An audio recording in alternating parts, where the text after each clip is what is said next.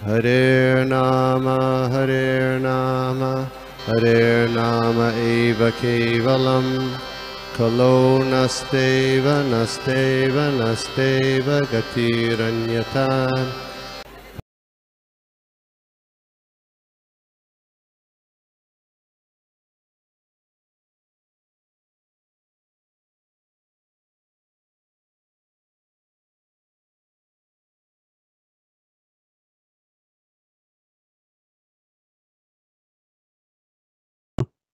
हरे कृष्ण. तर सर्वांचं स्वागत आहे आजच्या या मराठी भगवद्गीतेच्या सत्रामध्ये. आज आपण पाहणार तिसरा अध्याय श्लोका नंबर 3 पासून. आपण 2 श्लोक पाहिले होते मागच्या वेळेस, पहिला आणि दुसरा. आपण आज 3 पासून चालू करूया. तर नेहमीच सारखं आपण प्रार्थनेने चालू करूया. नमो विष्णुपादाय कृष्ण प्रेष्ठाय भूतले श्रीमते भक्ती वेदांत स्वामिनिति नामिने नमस्ते सारस्वते देवे गौरवाणी प्रचारिणे निर्विशेष शून्यवादी पाश्चात्य देशतारिणे जय श्री कृष्ण चैतन्य प्रभु नित्यानंदा श्री अद्वैत गदाधर श्रीवासादि गौर भक्त वृंदा. हरे कृष्ण कृष्ण कृष्ण हरे हरे हरे राम राम राम हरे हरे. नाना शास्त्र विचारणे कनिपुन षड धर्म संस्थापक लोका नाम हितकारिण त्रिभुवन मन्य शरण्या करो श्री राधा कृष्ण पदारविंद भजनानंदे नमतालिको वंदे रूप सनातन रूप श्री जीव गोपालकम. सर्वस्य चाहं हृदि सन्निविष्टो मत्तः स्मृतिर्ज्ञानम् अपोहनं च वेदैश्च सर्वैरहमेव विद्यो वेदान्तकृत वेदविदेव चाहम्. मूकं करोति वाचालं पंगुं लंघायते गिरिं यत्कृपातमहं वन्दे श्रीगुरुदिनतारिणं परमानन्दमाधवं श्रीचैतन्येश्वरम्. हरे कृष्णा. सर्वांचं स्वागत आहे परत एकदा. आज आपण पाहणार आहोत श्लोका नंबर तिसऱ्या अध्यायाचा श्लोका नंबर 3. आपण जसं नेहमी करतो आपण थोडस रिकॅप करूया. मागच्या आठवड्यात आपण काय पाहिलं होतं. तर मागच्या आठवड्यात आपण त्याच्या आधी दोन सेशन मध्ये पहिला श्लोक पाहिला जिथे अर्जुन विचारत आहे की तू मला या घोर कर्मामध्ये मला का लावत आहेस. हे घोर कर्म आहे. त्याला ऑब्विसली युद्ध म्हणजे घोर कर्मच आहे, कारण बरेचसे लोक मारली जातात, नुकसान होतं, इट्स ऑल डेडली. म्हणून तो विचारतो की मला ह्या असल्या घोर कर्मामध्ये का लावत आहेस. आणि मग त्याच्या पुढच्या श्लोक मध्ये दुसऱ्या श्लोक मध्ये अर्जुन विचारतो की हे व्यामिश्रेणे म्हणजे मिश्रित जे तुझे हे उपदेश आहे ते मला समजत नाहीये. आणि तेच आपण पाहिलं की जर मिश्रित म्हणजे कोणा सांगितलं तू नॉर्थला जा, कोणा सांगितलं नॉर्थला जा आणि साऊथला जा, तर दोन्ही वेगवेगळे ऑपोजिट डिरेक्शन्स आहेत. तर एका वेळी हे दोन्ही करू शकत नाही. तर त्याला हे कन्फ्युजन होतंय की हे मला असं हे मिश्रित हे मला उपदेश का देत आहेस, म्हणजे काय करू, म्हणजे कसं करू. तर त्याच्या उत्तर मध्ये आता आज भगवान श्रीकृष्ण बोलायला चालू करत आहे तिकडे. तर भगवान श्रीकृष्ण काय म्हणत आहेत ते आपण पाहूया इथे. मी श्लोक शेअर करतो.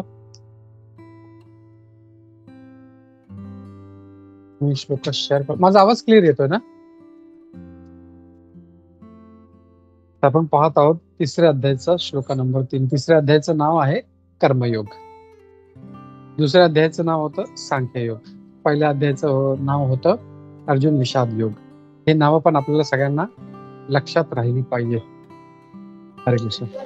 तर इथे श्लोक मध्ये इथे भगवान काय म्हणत आहेत. श्री भगवान वाच. रिपीट करायचं, रिपीट करू शकता. श्री भगवान वाच. श्री भगवान लोकेस्मिन् द्विविधा निष्ठा. लोकेस्मिन् द्विधा निष्ठा. पुरा प्रोक्ता मया नघ. प्रोक्ता मया नघ.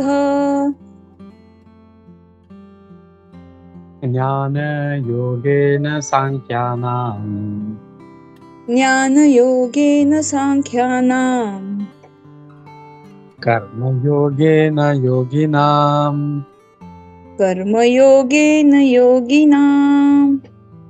हरे कृष्ण. हरे कृष्ण. थँक्यू माताजी. परत एकदा पूर्ण श्लोक म्हणतो. श्री भगवानुवाच लोकेऽस्मिन् द्विविधा निष्ठा पुरा प्रोक्ता मया नघ ज्ञानयोगेन साङ्ख्यानां कर्मयोगेन योगिनां. आपण पाहूया अनुवाद आणि तात्पर्य. श्रीप्रपादद्वारा श्रीप्रपाद की जय. इथे सांगितलंय, भगवान म्हणतात, श्री भगवान म्हणाले, हे निष्पाप अर्जुना, मी यापूर्वीच सांगितले आहे की आत्मसाक्षात्कारासाठी प्रयत्न करणाऱ्या मनुष्यांचे दोन वर्ग आहेत.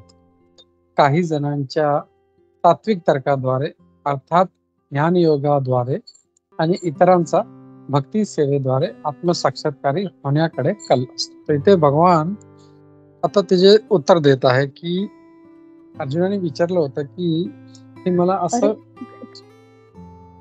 तर इथे शेअर करतो तो श्लोक परत एकदा.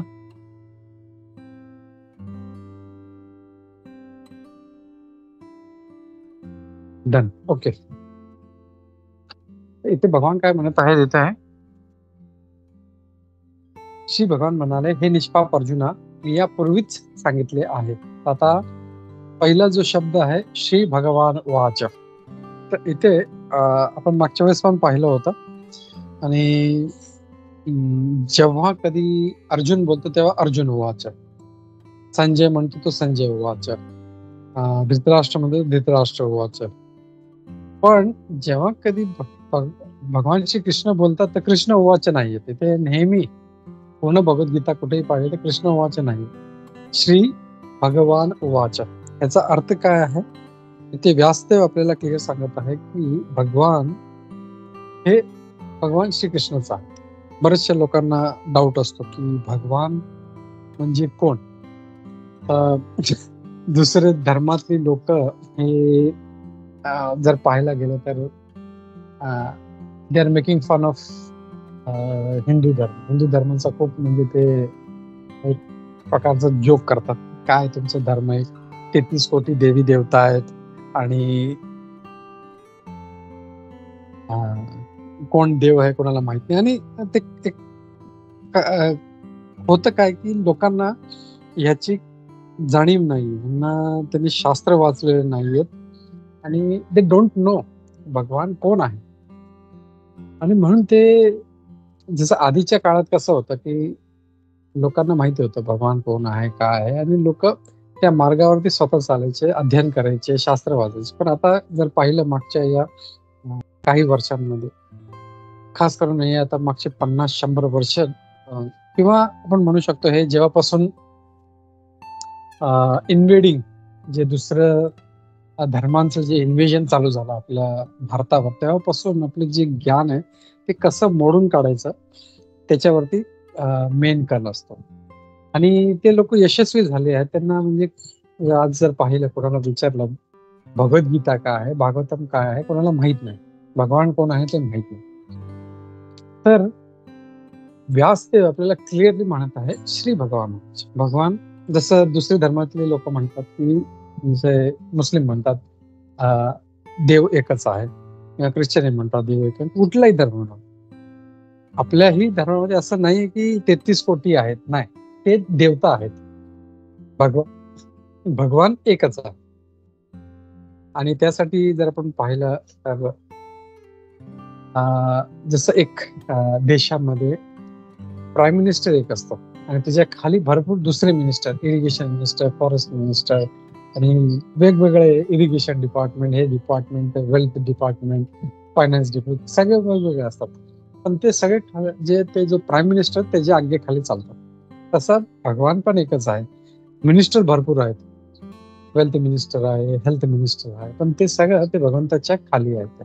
तर ते जे तो जो मेन आहे ते कोण आहे, ते भगवान श्रीकृष्ण. आणि ते कोण म्हणतात? ब्रह्माजी पण म्हणतात ईश्वर परम कृष्ण सच्चिदानंद विग्रह अनादिर आदिर गोविंद सर्व कारण कारणम. ते पण म्हणतात की ईश्वर भरपूर आहेत, कंट्रोलर भरपूर आहेत, पण परम ईश्वर जो आहे तो एकच आहे, ते आहे भगवान श्रीकृष्ण. तर इथे भगवद्गीतामध्ये पण व्यासदेवजी हे क्लिअरली संबोधित करत आहे, श्री भगवान वाच. इथे कुठेही कृष्ण वाच नाही म्हटलं जातं, कारण ते खरे भगवान आहेत आणि त्यांचं शब्द काय आहे ते म्हणत आहेत. आता भगवान श्रीकृष्ण अर्जुनाला भगवान श्रीकृष्ण अर्जुनाला संबोधन करून त्याच्या प्रश्नाचं उत्तर देत आहे. त्याचा प्रश्न काय होता, हे मला मिश्रित हे मला इन्स्ट्रक्शन उपदेश का देत आहे. तेव्हा ते म्हणतात की लोकांमध्ये दोन प्रकारचे निष्ठा आहेत. लोके अस्मिन् द्विविधा, म्हणजे दोन प्रकारचे निष्ठा आहेत. आणि हे मी तुला आधीच सांगितलंय. आधीच सांगितलं तर म्हणून विचार करू, अरे तिसरा अध्याय तर आताच चालू झाला आहे, तर कुठे सांगितलं? तर हे भगवान श्रीकृष्णाने दुसऱ्या अध्यायामध्ये सांगितलं होतं. तर दुसऱ्या अध्यायामध्ये श्लोका नंबर जर आपण 49 जर पाहिला, त्याच्यामध्ये दुरेने ही अवरम कर्म बुद्धी योगात धनंजय, म्हणजे बुद्धी योग. आणि तेव्हा आपण पाहिलं होतं की भगवान कृष्ण तिथे क्लिअरली म्हणतात बुद्धी योग तुझा वापर कर, किंवा कृष्ण कॉन्शियसनेस, कृष्ण भावनामृत जे आहे ते त्याचा वापर कर आणि तू भक्तीमध्ये पुढे जा. तर ते भगवानजी जेव्हा म्हणतात की पुरा प्रोक्त, मी तुला आधी सांगितलं, तर ते त्या दुसऱ्या अध्यायाच्या श्लोका नंबर 49 ला रेफर करत आहे की मी तुला आधी सांगितलेलं होतं. आता बुद्धियोग म्हणजे काय? बुद्धियोग म्हणजे प्रत्येक गोष्ट, प्रत्येक कार्य भगवंताच्या प्रसन्नतेसाठी, भगवान श्रीकृष्णाच्या प्रसन्नतेसाठी करणे, हेच बुद्धियोग आहे, किंवा खरी भक्ती जी आहे ती आहे. तर ते इथे त्याला रेफर करत आहे इथे. आणि आता अर्जुनाचा जो कन्फ्युजन होतं ते का होतं? त्याला वाटत होतं की भगवान एक तर सांगत आहे की तू युद्ध कर, दुसरीकडे सांगाय तो बुद्धियोगचा वापर कर. तर हे त्याला वाटत होतं की हे दोन विपरीत दिशा आहेत, की जर युद्ध करायचंय का बुद्धीचा वापर करून मला. पण इथे भगवान श्रीकृष्ण सांगत आहे की हे दोन प्रकारचे जे लोक आहेत, ज्ञान योगेन सांख्यानाम कर्म योगेन योगिनाम. तर ते ज्ञान योग आहे आणि कर्मयोग आहे. तर काही लोक ज्ञान योगेन सांख्यानाम, सांख्य योगाने ते योग प्राप्त करतात, आणि काही लोक कर्मयोगेन योग प्राप्त करतात. तर हे दोन प्रकारचे लोक आहेत. आता इथे हे सांगत आहे. आणि भगवान इथे जसं तात्पर्य पण आपण जर पाहिलं, तर तात्पर्यामध्ये पण श्री प्रभुपाद इथे क्लिअरली सांगतात की कर्मयोग आणि सांख्ययोग. सांख्ययोग आपल्याला माहिती आहे, सांख्ययोग आपण दुसऱ्या अध्यायामध्ये पाहिला होता. कॅन एनीबडी टेल, कोणी सांगू शकतं सांख्ययोग म्हणजे काय? ब्रीफ मध्ये, शॉर्ट मध्ये, व्हॉट इज सांख्ययोग?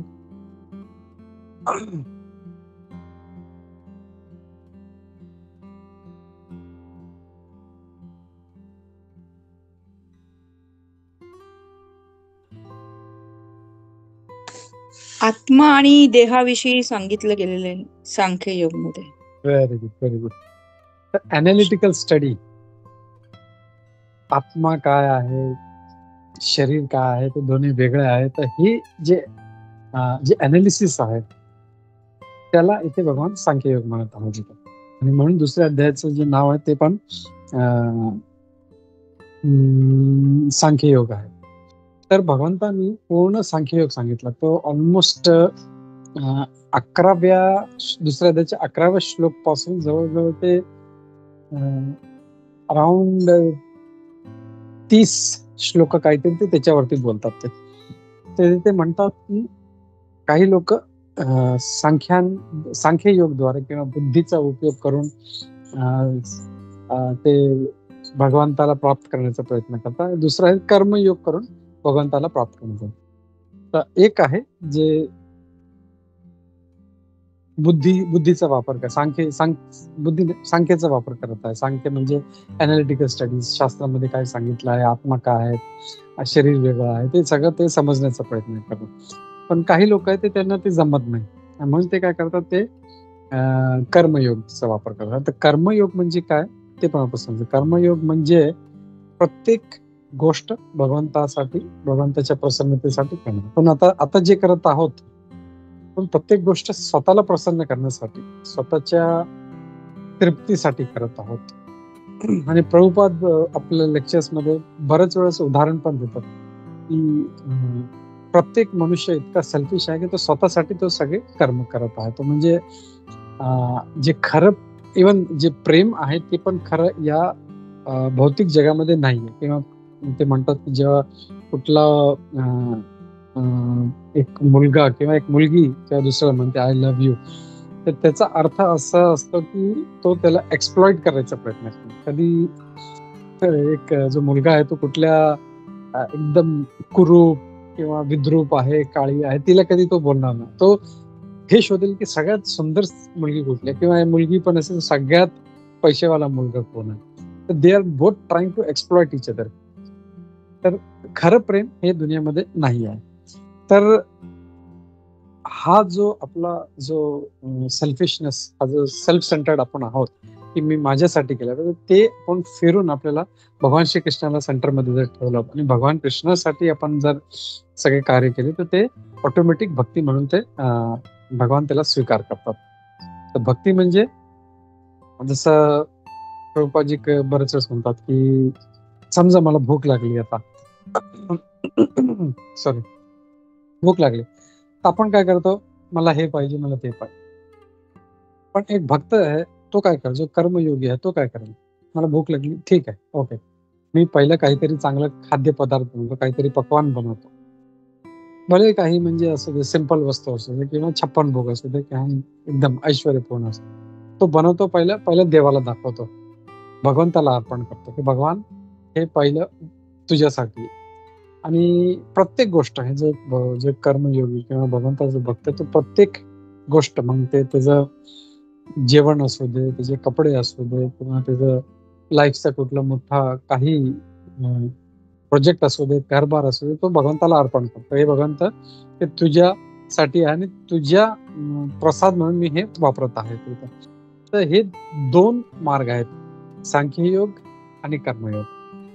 तर प्रभुपादजी म्हणतात की ऍक्च्युअली जर पाहिलं, जे अर्जुनाचं कन्फ्युजन होतं की 2 विपरीत दिशा, तसं नाही. ऍक्च्युअली हे एकच, जो भक्ती जी काय म्हणतात भक्ती लॅडर किंवा जी सीडी आहे भक्ती, त्याचे हे 2 काय म्हणतात त्याला रंग्स किंवा काय म्हणतात पायऱ्या आहेत, त्या 2 पायऱ्या आहेत.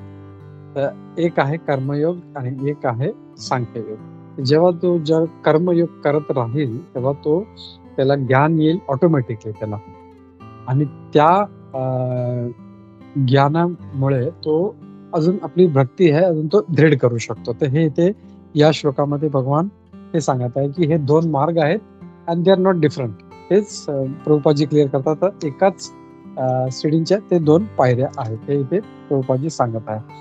तर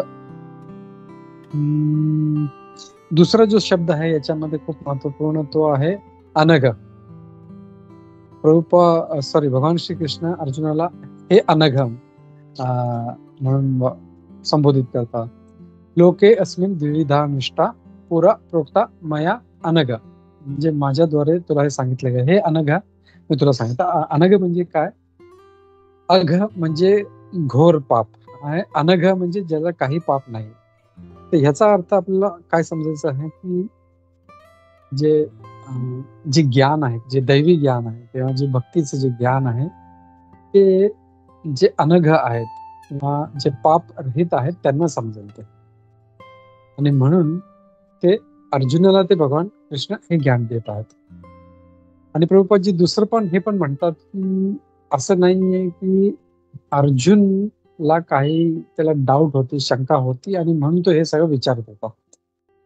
जेव्हा भगवान श्रीकृष्ण अर्जुनाला अनघ म्हणत आहे, त्याचा अर्थ हे आहे की त्याच्यामध्ये काही फॉल्ट नाहीये. अर्जुन आपल्या वतीने हे प्रश्न आपल्यासाठी विचारत आहे. आणि पूर्ण जर आपण भगवद्गीता पाहिली तर अर्जुन आपल्या वतीने हे प्रश्न विचारत आहोत.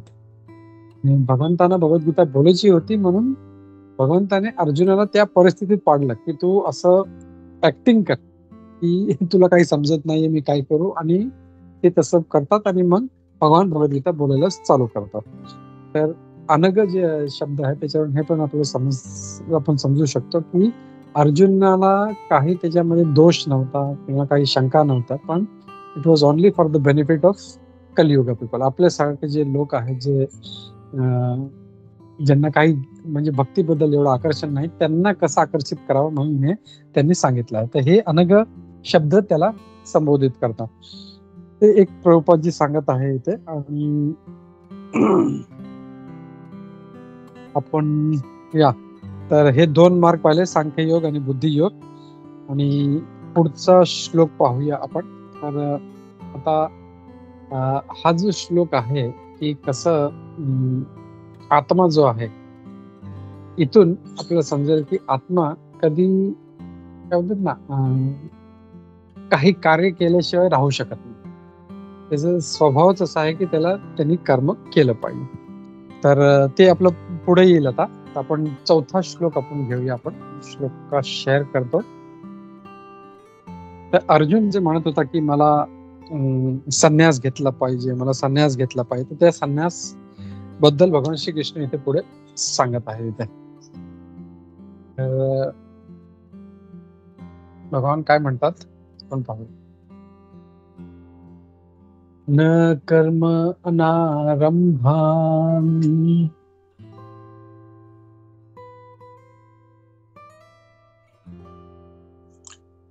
हरे कृष्ण प्रभुजी. हरे कृष्ण. न कर्मणारंभाने नैष्कर्म्यं पुरुषो अश्नुते. नैष्कर्म्यं पुरुषो अश्नुते. न च संन्यासनादेव. न च संन्यासनादेव सिद्धिं समधिगच्छति. सिद्धिं समधिगच्छति. हरे कृष्ण. पूर्ण श्लोक एकदा म्हणतो. न कर्माणारंभां नैष्कर्म्यं पुरुष अश्नुते. न च संन्यासनादेव सिद्धिं समाधिगच्छति. तर इथे भगवान म्हणतात, केवळ कर्म न करण्याने मनुष्य कर्मबंधनातून मुक्त होऊ शकत नाही. तसेच केवळ संन्यासनेही मनुष्य सिद्धी प्राप्त करू शकत नाही. तर इथे अर्जुनच्या मनात होतं, आपण पाहिलं तर पहिल्या अध्यायामध्ये तो म्हणत होता की मला संन्यास घेतला पाहिजे, मला युद्ध नाही करायचं. तर त्याच्याबद्दल आता इथे भगवान सांगितलं की असं नाही, आणि हे पण होतं की मी युद्ध नाही करणार. तर त्याचं उत्तर देत आहे की केवळ कर्म न करण्याने मनुष्य कर्म बंधनातून मुक्त होऊ शकत नाही. त्याला जर असं वाटत असेल की मी हे कर्म नाही केलं तर मी आपल्या कर्म बंधनातून मुक्त, तसं नाही. कर्म तर करावंच लागेल. फक्त आपण जर सायलेंट बसून राहिलो की मी कर्म करणार नाही, त्याने आपण या बंधनातून मुक्त होणार नाही. आणि पुढे भगवान श्रीकृष्ण आणि संन्यास जरी घेतला तरी तू सिद्धी प्राप्त करू शकत नाही. तर डज इट मीन की संन्यास नाही घेतला पाहिजे? आपले हे जे वर्णाश्रम आहे त्याच्यामध्ये ब्रह्मचर्य, गृहस्थ, वानप्रस्थ आणि संन्यास हे सगळे आश्रम दिलेले आहेत. पण इथे हे सांगितलं आहे की संन्यास प्रीमॅच्युअरली किंवा आपण रेडी नसताना घेऊ शकत. जसं अर्जुनाचं जर आपण पाहिलं तर Arjun he was not ready. तो अजून त्या आसक्तीमध्ये होता. माझी माणसं, माझे आजोबा, माझे गुरु, माझे भाऊ. तर त्याच्यामुळे तो संन्यासच्या त्या म्हणजे असं दाखवलं सांगतात आचार्य की त्यांनी संन्यास तो घेऊ शकत नव्हता.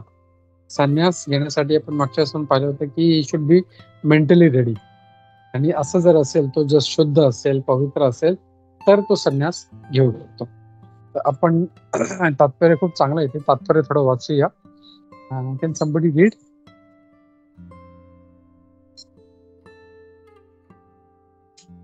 हरे कृष्ण प्रभुजी. हरे कृष्ण. तात्पर्य नाही. केवळ कर्म न करण्याने मनुष्य कर्मबंधनातून मुक्त होऊ शकत नाही. तसेच केवळ संन्यासानेही मनुष्य सिद्धी प्राप्त करू शकत नाही. तात्पर्य: भौतिकवादी मनुष्याचे हृदय पवित्र करण्यासाठी नेमून दिलेल्या विहित कर्माचे पालन करून शुद्ध झाल्यावरच एखादा जीवनामध्ये संन्यासाश्रम स्वीकारू शकतो. शुद्धतेशिवाय आकस्मिकपणे जीवनातील चौथ्या आश्रमाचा स्वीकार करून सिद्धी प्राप्त होऊ शकत नाही. प्रायोगिक तत्वज्ञानी लोकांनुसार केवळ संन्यासाश्रम स्वीकारल्याने किंवा सकाम कर्मातून निवृत्त झाल्याने मनुष्य त्वरित नारायणाप्रमाणेच होतो, परंतु श्रीकृष्ण तत्वाला मान्यता देत नाही. हृदय शुद्धीशिवाय संन्यास हा सामाजिक व्यवस्थेमध्ये केवळ गोंधळच निर्माण करतो. या उलट आपले विहित कर्म न करता एखादा जर भगवंतांच्या दिव्य सेवेचा स्वीकार करीत असेल तर त्यांनी या मार्गामध्ये केलेल्या कितीही प्रगतीचा स्वीकार भगवंत करतात. स्वल्पम अप्यस्य धर्मस्य त्रायते महतो भयात या तत्वाच्या अल्पशा पालनानेही एखादा महान संकटातून पार होऊ शकतो. हरे कृष्ण.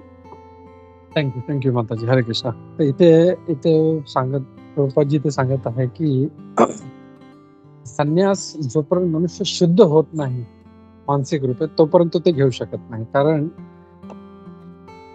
जे संन्यास जे धर्म आहे त्याच्यासाठी एक वेगळ्या प्रकारची मनस्थिती पाहिजे आणि मनुष्य जर त्या संन्यासासाठी तयार नसेल तो घेऊ शकत नाही. जो खूप भौतिकरित्या आसक्त आहे तो मनुष्य कधी संन्यास घेऊ शकत नाही. म्हणून त्याला काय करतात की हे जे आपले आश्रम आहेत, गृहस्थ आश्रम, ब्रह्मचारी आश्रम, गृहस्थ आश्रम, मग वानप्रस्थ, तर तो ब्रह्मचारी पासून तो गृहस्थ बनतो आणि गृहस्थामध्ये जाऊन तो मग सगळं आपला संसार मानतो, घर चालवतो आणि मग ज्या त्या वाटतं की आता हा 50 वर्षापर्यंत 25 ते 50 पर्यंत गृहस्थ मध्ये राहायचं आणि त्याच्यानंतर मग हळूहळू ते आपलं सगळं ते सोडून मग बायको बरोबर ते वानप्रस्थ मध्ये राहायचे. म्हणजे त्यांना ती आसक्ती नसायची त्यांना आणि मग ते हळूहळू मग वानप्रस्थ पासून मग ते संन्यासात, म्हणजे it was a gradual development. हळूहळू ते एका फेस मधून दुसऱ्या फेस मध्ये, दुसऱ्या फेस मधून तिसऱ्या, असा. सडनली कोणी बोललं मला संन्यास घ्यायचा तर दॅट इज नॉट पॉसिबल. हे इथे भगवान कृष्ण सांगत आहे, प्रभुपादजी पण तात्पर्य सांगत आहे. त्यासाठी खूप प्युरिफिकेशन पाहिजे. जर प्युरिफिकेशन असेल तर तो गडबडच करतो, तर that is of no use. आणि ते प्रभुपादजी ते सांगतात पण की भगवान कृष्ण त्या तत्वाला, त्या प्रिन्सिपलला ते मान्यता देत नाहीये. ठीक आहे. इथे पुढे म्हणतात की जर कोणी भगवंताची भक्ती घेत असेल आणि तो आपले जर धर्माचं पालन नसेल जरी करत, तो फक्त भगवंताची व्यवस्थित म्हणजे मनपूर्वक भक्ती करत आहे, तर तो हळूहळू तो भक्तीमध्ये पुढे जाऊ शकतो. म्हणजे आपलं गृहस्थ आश्रम जे आहे ते करता त्याला भरपूर काही जे धर्म दिलेले आहेत हे केलं पाहिजे, ते केलं पाहिजे, तर मग तो त्याला माहित नाही, तो करू शकत नाहीये. तर तसं नसेल जरी करत पण तो भगवंताची भक्ती करत आहे तरी तो हळूहळू त्याची प्रगती होईल. आणि इथे प्रभुपादजी जो दुसऱ्या अध्यायाचा जो श्लोक आहे, स्वल्पमप्यस्य धर्मस्य, दुसऱ्या अध्यायाचा श्लोका नंबर 40, नेहा विक्रमनाशोऽस्ति तथ्य वायो न विद्यते स्वल्पमप्यस्य धर्मस्य त्रायते महतो भयात्. तिथे भगवान म्हणत होते की थोडस पण जर भक्ती केली ते स्वल्पम म्हणजे अल्प म्हणजे कमी, सुअल्प म्हणजे एकदम कमी, म्हणजे थोडीशी जरी भक्ती जर केली तर त्रायते महतो, म्हणजे आपल्या जीवनातील मोठ्या आपण जे काय म्हणतात भय आहे, भीती आहे, त्याच्यापासून वाचू शकतो. ते इथे ते सांगत आहे. तर भक्ती हा खूप एक चांगला मार्ग आहे, ते आपण स्वीकारला पाहिजे. ते इथे प्रभुपादजी सांगत आहे इथे. तर आता पुढच्या म्हणजे हे झालं 4था श्लोक. आता या श्लोकापासून आत्मा कसा ऍक्टिव्ह आहे ते आपल्याला ह्याच्यामध्ये आपल्याला दिसून येईल आपल्याला. तर ते पुढे इथे भगवान श्रीकृष्ण सांगणार आहेत की आत्मा कसा ऍक्टिव्ह आहे, म्हणजे तो जसं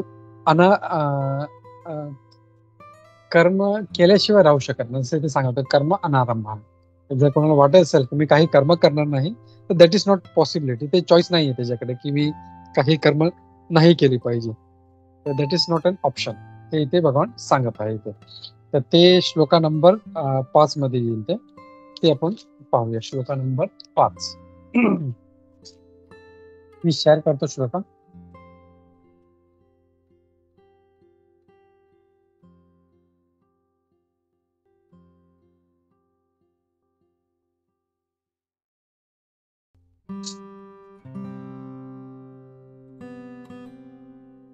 श्लोका नंबर 5.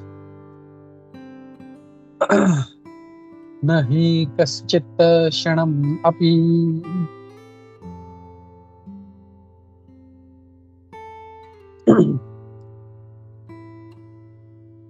न हि कश्चित् क्षणमपि जातु तिष्ठति जातु तिष्ठति अकर्मकृत् अकर्मकृत् कार्यते हि अवशः कर्म कार्यते हि अवशः कर्म सर्व प्रकृती जैर्गुणै सर्व प्रकृती जयगुणे. हरे कृष्ण. परत एकदा पूर्ण श्लोक वाचतो. थँक्यू माताजी. नहि कश्चित् क्षणम् अपि जातु तिष्ठत्य कर्मकृत् कार्यते हि अवशः कर्म सर्व प्रकृती जयगुणैः.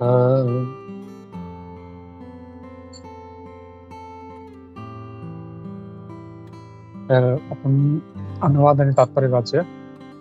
प्राकृतिक गुणांपासून प्राप्त केलेल्या गुणांनुसार मनुष्याला असहाय्यपणे कर्म करण्यास भाग पाडले जाते.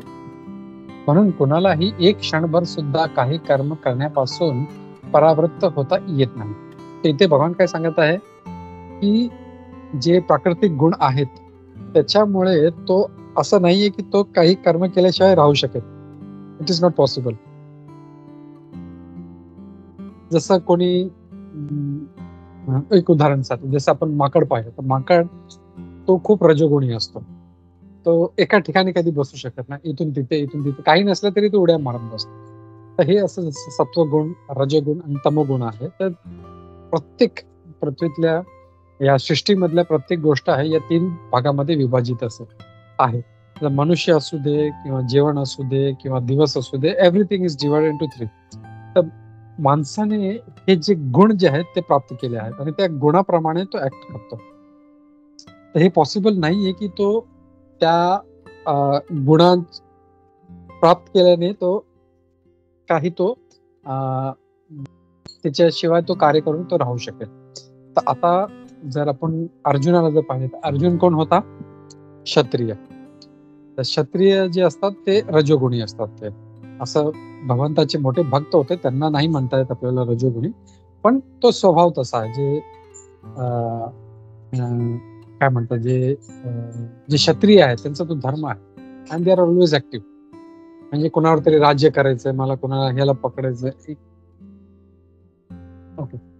हा, तर म्हणजे ते त्यांचं म्हणजे गुणच तसा आहे, तो रजोगुणी आहे. ते तर इथे म्हणजे असं आहे की आज जरी तो म्हणत असेल की मी युद्ध करत नाही, पण पुढे कधी ना कधी त्याला त्याचा स्वभाव आहे तो बाहेर येतो. तर भगवान हे सांगत आहे की जे प्रकृतीपासून आपण जे गुण प्राप्त केले आहेत त्याच्या प्रमाणेच त्याला कर्म करणं त्याला भाग पडेल. तो त्याच्याशिवाय राहू शकत नाही. आणि त्यामुळे काय होतं, म्हणून कोणालाही एक क्षणभर सुद्धा काही कर्म करण्यापासून परावृत्त होता येत नाही. तर कोणाला असं वाटेल मी काही करणार नाही, शांत बसून राहील, तर दॅट इज नॉट पॉसिबल. तर आपण तात्पर्य क्विकली वाचूया. हरे कृष्ण. कोणी वाचेल?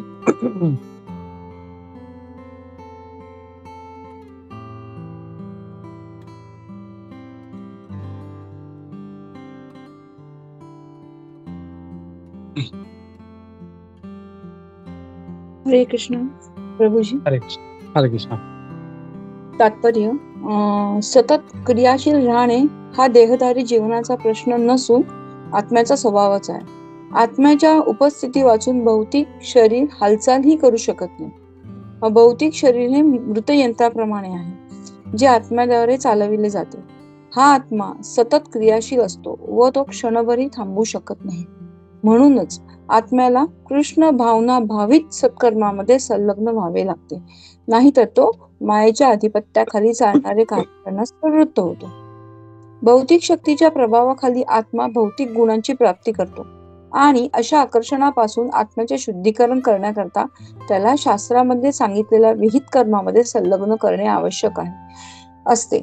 पण जर आत्मा हा आपल्या स्वाभाविक कृष्ण भावित कर्मामध्ये मग्न झाला तर तो जे काही करतो ते त्याच्या कल्याणासाठीच असते. श्रीमद भागवतात 1.5.17 याला पुढील प्रमाणे पुष्टी मिळाली आहे. हरे कृष्ण. हरे कृष्ण. सॉरी एक मिनिट. इथे खूप एक चांगला पॉइंट इथे प्रभुपादजी इथे प्रेझेंट करत आहे ते की एक जर आपण पाहिलं कोणाला वाटत असेल की आपण जे आपलं शरीर आहे त्याच्यामुळे कार्य करत आहे, तर किती लोकांना असं वाटतं की आत्मा जर या शरीरातून निघाला तो शांत राहील? How many of you think कोण शरीर आहे म्हणून आपण कर्म करतो आणि शरीर नसलं की आपण काही कार्य करणार नाही?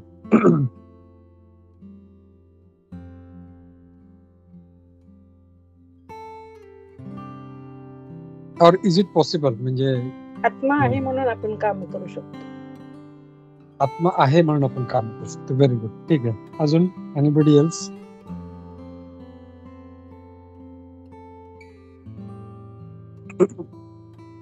आत्मा हा प्रभूजी हरे कृष्ण, आत्मा हा हरे कृष्ण. निरंतर कार्यरतच असणार. तुम्ही असं आधी जसं सांगितलं की कधी शांत बसू नाही शकत, त्यामुळे Correct. सतत तो क्रियाशीलच असणार.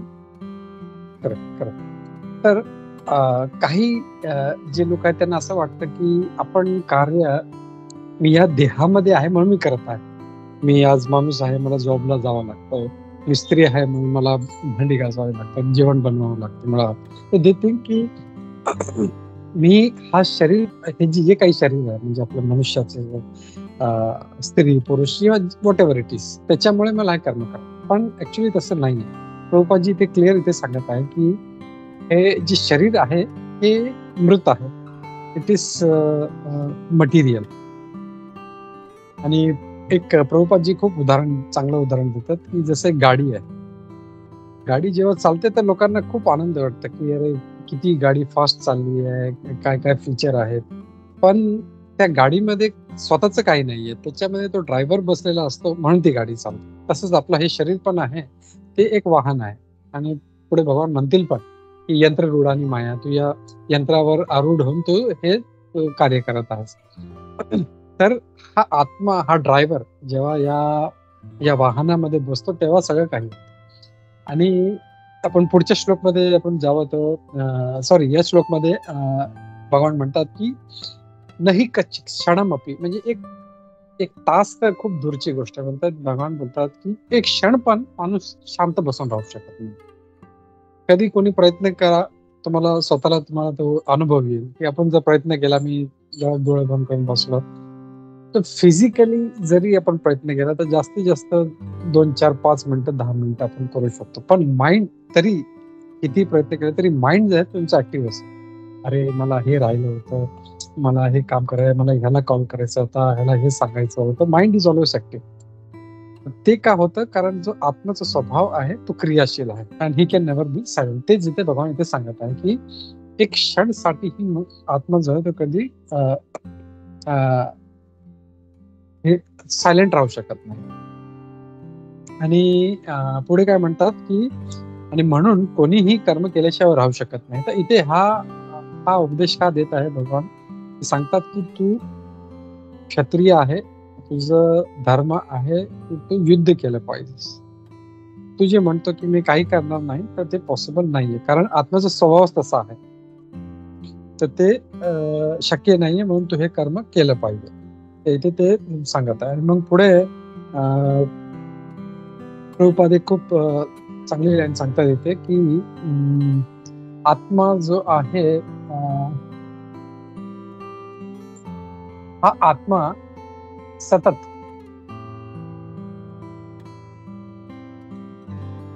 सतत क्रियाशील असतो, तो क्षणभरी थांबू शकत. म्हणून आत्म्याला कृष्ण भावना भावित सत्कर्मामध्ये संलग्न व्हावे.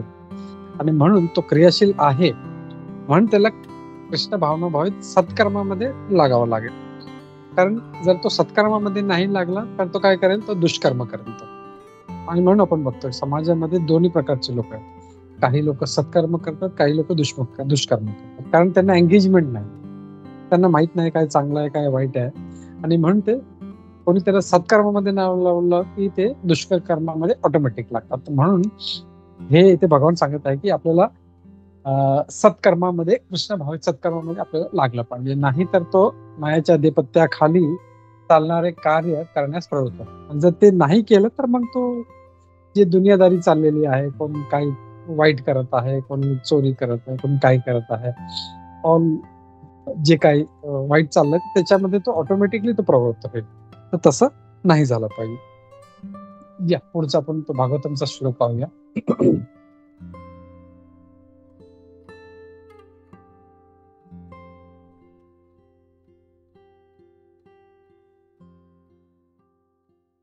हरे कृष्णा प्रभूजी. हरे कृष्णा. वाचू का? Yes yes. श्लोक वाचू का डायरेक्ट त्याच्या खालचं मिनिंग वाचू? हा चालेल, खालचं मिनिंग वाचलं तरी चालेल. कृष्ण भावनेचा आश्रय घेतलेल्या मनुष्याने जरी शास्त्रामध्ये सांगितलेल्या विहित कर्माचे पालन केले नाही किंवा भक्तिपूर्ण सेवेचे योग्य आचरण केले नाही आणि जरी तो आदर्शापासून पतित झाला तरी त्यामध्ये त्याची हानी किंवा वाईटही नाही. पण जर का त्याने शुद्धीकरणासाठी शास्त्रामध्ये सांगण्यात आलेल्या सर्व नियमांचे पालन केले आणि तो जर कृष्ण भावना भावित नसेल तर त्याला त्यापासून काय लाभ होणार? म्हणून कृष्ण भावनेच्या या स्तरापर्यंत उन्नत होण्यासाठी शुद्धीकरणाची प्रक्रिया ही आवश्यक आहे. यास्तव संन्यास किंवा इतर कोणतीही शुद्धीकरणाची प्रक्रिया ही कृष्ण भावना भावित होण्याच्या अंतिम ध्येय प्राप्तीसाठी सहाय्यकारक म्हणूनच आहे. कारण कृष्ण भावनेशिवाय सर्व काही व्यर्थच आहे. हरे कृष्ण.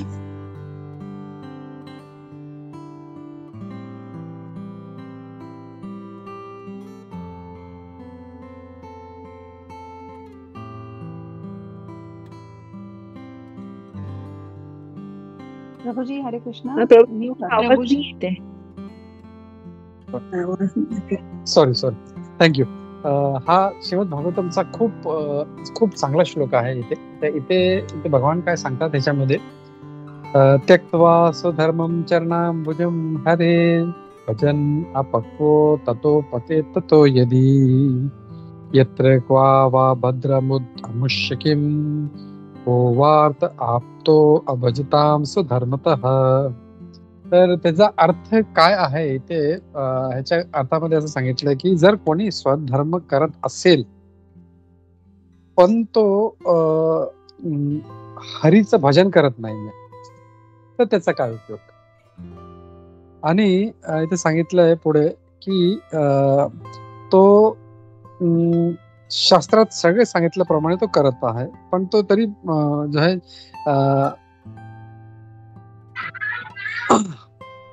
मी ह्याच्यातून वाचतो एकदा.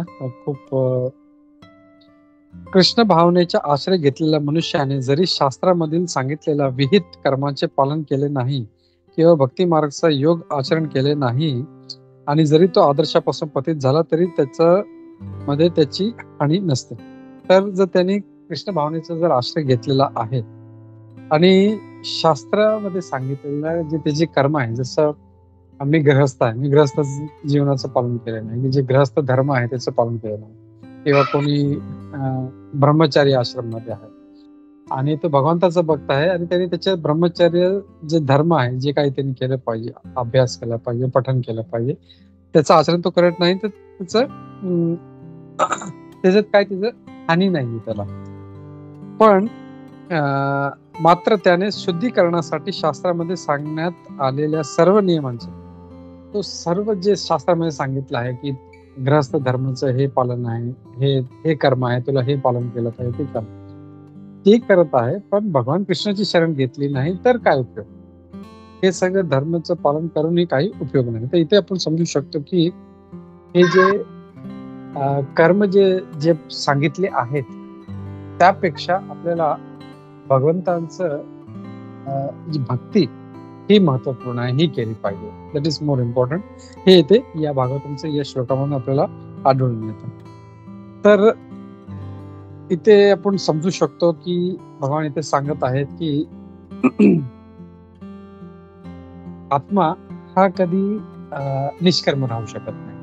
ही हॅज टू डू समथिंग, आणि म्हणून तो त्याला ते कर्म करत राहिलं पाहिजे. तर आपण जर पाहिलं आजचे जर तीन श्लोक पाहिले तर भगवान श्रीकृष्ण पहिले सांगतात 2 प्रकारची लोक आहेत. एक ज्ञानयोगचा मार्ग धरतात आणि एक कर्मयोगचा मार्ग धरतात. मग पुढे आपण जर पाहिलं तर श्लोका नंबर 4 मध्ये ते म्हणतात की कर्म करायचं थांबवण्यापासून जर आपण राहिलो की मी हे कर्म करत नाही, तर याचा अर्थ असा नाही की कर्म बंधनातून मुक्त हो, आणि संन्यास जरी घेतला तरी आपल्याला सिद्धी प्राप्त होणार नाही.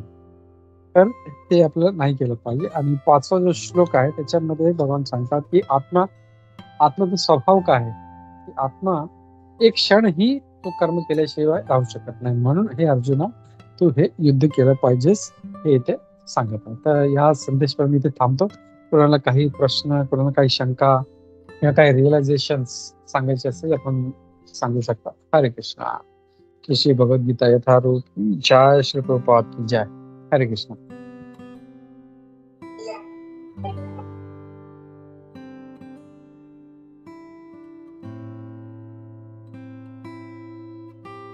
हरे कृष्ण प्रभूजी. खूप छान होता तिन्ही वर्ष एकदम.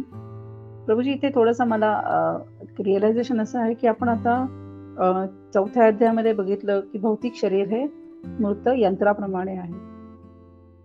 शरीराला यंत्र असं म्हटलंय प्रभूजी इथे. तर प्रभूजी एक आता जस्ट मी रिसेंटली ऐकलं, त्याच्यामध्ये असं होतं की जसं आपण वॉशिंग मशीन घेतली किंवा टीव्ही घेतलं त्याच्यासोबत आपल्याला मॅन्युअल येतं की कसं वापरलं पाहिजे आपण हे मशीन. सेम वे हे भौतिक आपल्याला शरीर आहे, हे पण यंत्र आहे. तर त्याचे मॅन्युअल भगवद्गीता आणि भागवतम त्याच्यात इन्स्ट्रक्शन दिलेत की हे कसं आपण ऑपरेट केलं पाहिजे मशीन. वंडरफुल एक्झाम्पल माझं. खूप चांगला आहे. जसं आपण काही वस्तू घेतो, कुठलेही इक्विपमेंट घेतो, मोबाईल घेतो, काही घेतलं तरी त्याच्यावर मॅन्युअल होतं. त्या मॅन्युअल मध्ये इन्स्ट्रक्शन्स असतात, बाबा हे करा, हे करा, हे करा, हे करू नका, असं करू नका, मोबाईल उन्हामध्ये ठेवू नका किंवा या टेम्परेचरच्या बाहेर ठेवू नका असं. तर ते जर आपण वापरलं नाही, मॅन्युअल जर आपण वाचलो नाही तर आपल्याला समजणार नाही ते इक्विपमेंट कसं वापरलं पाहिजे, आणि वी विल मिसयूज, पण त्याचा दुरुपयोग करू. तसंच हे आपल्याला जे मनुष्य देहासाठी भगवद्गीता जे आहे ते एक मॅन्युअल आहे, आणि तो मॅन्युअल आपण कम्प्लिटली नेग्लेक्ट केलेला आहे. आपण कधी वाचतच नाही. त्याच्यामुळे मनुष्याचं धर्म काय, मनुष्याने काय केलं पाहिजे, हा मनुष्य आपल्याला देह प्राप्त का झालेला आहे हे आपल्याला माहितच नाही, आणि म्हणून मग तो भौतिक गोष्टींमध्ये लागतो आणि त्याच्यामुळे तो भटकला जातो. म्हणून हे खूप महत्वाचं आहे की आपल्याला हा जो मनुष्य देहाचा मॅन्युअल आहे हे खूप वाचणं खूप जरुरी आहे. हरे कृष्ण माताजी. थँक्यू माताजी.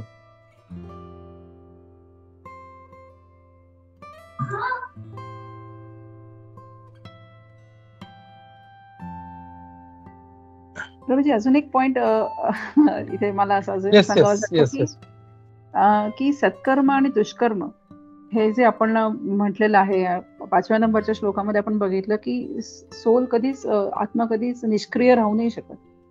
काहीतरी कार्य त्याला नेहमी करायचं असतात. पण सत्कर्म किंवा दुष्कर्म हे ठरवण्यासाठी आपल्याला अगोदर जसं आपण म्हणतो की लॉज ऑफ नेचर किंवा तसंच लॉज ऑफ गॉड, देवाने काही असे लॉ बनवून दिलेत, ते आपल्याला माहीत असणं गरजेचं आहे. सत्कर्म आहे की हे दुष्कर्म आहे.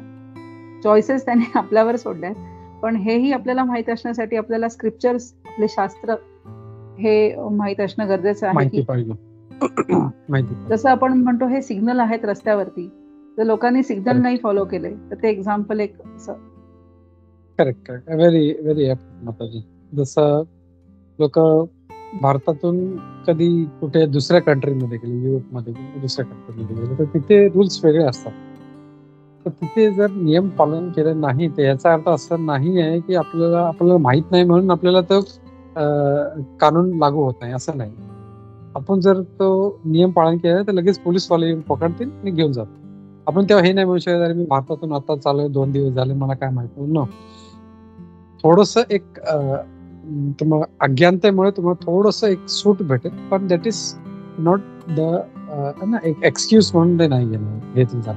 तसंच आपण काही चांगलं आहे काही वाईट आहे हे जाणून घेणं खूप महत्वाचं आहे, की जे मी करत आहे तर it is right as per the शास्त्रास और वेदर इट इज रॉंग, हे धर्माच्या विरुद्ध आहे हे जाणून घेणं आपल्याला खूप महत्वाचं आहे.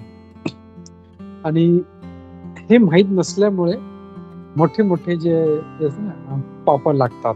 जसं एक जनरल मध्ये असं म्हटलं जातं की लोक अज्ञानतेमध्ये भरपूर पाप करतात, जे जाणता अजाणता ते भरपूर. पण 5 वस्तू अशा आहेत की ते त्यांच्याकडून पाप होतच, कितीही ते म्हणजे संन्यास घेऊन हिमालयामध्ये राहिले ते श्वास घेतल्याने काही जे किटाणू आहेत ते आपल्याला जातात, किंवा जेव्हा काही खाद्य पदार्थ बनतो त्याच्यामध्ये किटाणू मारले जातात. तर असे 5 प्रकारचे वेगवेगळे हे पाप मनुष्याकडून होत राहतात. आणि त्याच्यामुळे आपल्याला परत जन्म घ्यावा लागतो. असे भरपूर उदाहरण पाहतो आपण. जर म्हणजे भरपूर उदाहरण, जसं धृतराष्ट्राचं पण उदाहरण पाहिलं तर धृतराष्ट्र जेव्हा त्याची सगळे मुलं 100ची 100 पोरं मारली जातात तेव्हा तो कृष्णाला विचारतो तो असं काय झालं, माझे 100 मुलं, म्हणजे म्हणतात की एक मुलगा प्राप्त करायला खूप पुण्य असावं लागतं. मला 100 मुलं होती आणि 100ची 100 मुले माझी मारून गेली. तर काय, आणि तो इतका इंटेलिजंट पेक्षा एक योगी टाईप होता की तो बोलतो मी 50 जन्मापर्यंत बघू शकतो, मी कसं काही पाप केलं नाही की माझे 100 मुलं मारले जातात. तर भगवान कृष्ण बोलतात की तू 50 जन्म पाहिजे, अजून एक जन्म मागे जा. त्याच्यामध्ये म्हणजे त्याला जाता येत नव्हतं धृतराष्ट्राला, तर बोलतो अजून एक जन्म जर मागे गेला तर तिथे तू एक शिकारी होता आणि तू एका जे पक्षी होते त्याचे जे नेस्ट होतं त्याला जाळून टाकलं, त्याचे जे पिल्लं होते ते सगळे ती मेली. आणि त्याचं पाप हे लागलं की तुला तुझे म्हणजे 100 मुलं मारले जातील तुझे. पण आता प्रॉब्लेम हा आहे की एक पुत्र प्राप्त करायला तुला पुण्य पाहिजे, तर तू असे 50 जन्म घेतलीस आणि त्याच्यामध्ये तू हे जे पुण्य आहेस ते तू प्राप्त करत घेतलं. तुला हे पुण्य प्राप्त केलं आणि तेव्हा तुझं हे जे 100 मुलांचं जे तू इतकं पुण्य सगळं काय बोलते ना अक्युमुलेट केलंस, जमा केलंस, तेव्हा तुला हा जन्म भेटला आणि ह्याच्यामध्ये तुला ते 100 मुलं भेटली, तर त्या जन्मांचं फळ तुला भेटलं. पण 51 जो जन्म होता त्याचं जे पाप होतं की तुझे 100 मुलं मारली जातील ते पण ह्याच्यामध्ये लागू होतं. तर वी कॅन सी की कर्म किती इंट्रिकेट आहे. आणि 4थ्या अध्यायामध्ये जेव्हा आपण जाऊ तेव्हा बघूया, भगवान बोलतात की हे खूप गहन आहेत, आपल्याला समजण्यासारखे नाही. पण we should be very careful आणि प्रत्येक गोष्टीमध्ये पण विचार केला पाहिजे. खाताना बसताना we should be very very careful आणि आपल्याला या गोष्टीवरती चिंतन केलं पाहिजे. तर थँक्यू माताजी, खूप चांगला पॉईंट सांगितला. हरे कृष्ण माताजी.